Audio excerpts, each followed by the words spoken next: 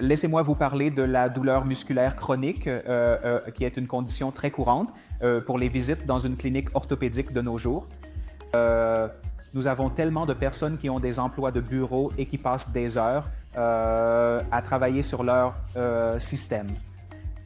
Également, le télétravail est une chose courante qui se produit de nos jours et beaucoup de patients viennent nous voir avec des douleurs musculaires, particulièrement dans les zones du cou, du haut du dos, du bas du dos, des hanches et des fesses. Et il est très important d'identifier ces douleurs. Donc, les patients viendraient généralement en disant qu'ils ressentent de la douleur lors d'une activité. À mesure que cela progresse, ils peuvent même avoir de la douleur au repos. Beaucoup de patients diraient même qu'ils ont des douleurs irradiantes dans leurs bras à partir du cou ou dans leurs fesses ou cuisses à partir du bas du dos.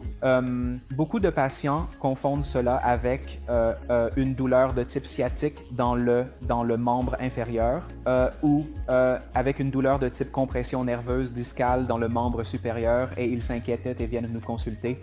Donc, tout d'abord, nous devons comprendre quels sont les facteurs causatifs de ce type de douleur.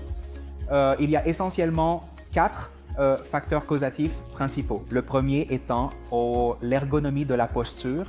Donc, beaucoup d'entre nous ont tendance à s'asseoir dans des positions étranges lorsque nous travaillons à un bureau. Les ordinateurs portables aussi, s'ils ne sont pas utilisés de manière appropriée, ont tendance à causer beaucoup de tension sur le cou, le haut du dos et même sur le bas du dos, les zones. Donc, corriger ces postures est une chose très importante.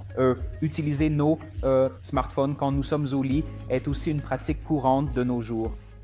Et peu importe comment nous le faisons, s'allonger en utilisant un smartphone ou tout autre appareil mobile peut être nuisible pour les muscles dans les zones du dos.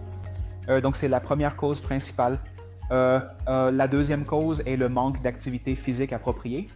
Maintenant, comme beaucoup d'entre nous passent beaucoup de temps à nos bureaux, nous ne nous étirons pas vraiment de manière adéquate. Il y a donc quelque chose appelé une pause micro-étirement qui est conseillé pour tous ceux qui ont des emplois de bureau. Donc, faire un petit étirement du cou, du bas du dos, des jambes, peut-être une fois toutes les 25 à 30 minutes, est conseillé.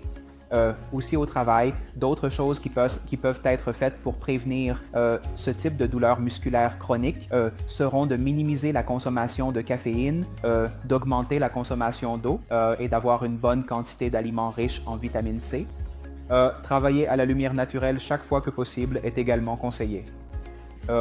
En dehors de cela, sur le plan nutritionnel, de nombreux facteurs jouent également un rôle, comme les carences en vitamine D et en vitamine B12.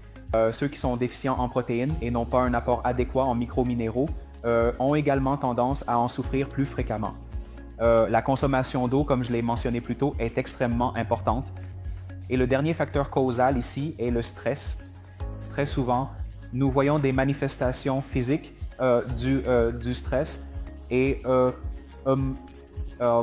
bien sûr, je ne dis pas que c'est la seule cause de ce type de douleur, mais cela y contribue certainement. Nous avons tendance à garder nos muscles beaucoup plus tendus lorsque nous sommes sous plus de stress. Et parce qu'il y a beaucoup de délais à respecter. Et vous savez, travailler jour et nuit et à des heures inhabituelles peut causer cela, une certaine forme de réduction du stress avec l'aide de peut-être une sorte de pranayama ou de méditation et de telles activités seront bénéfiques.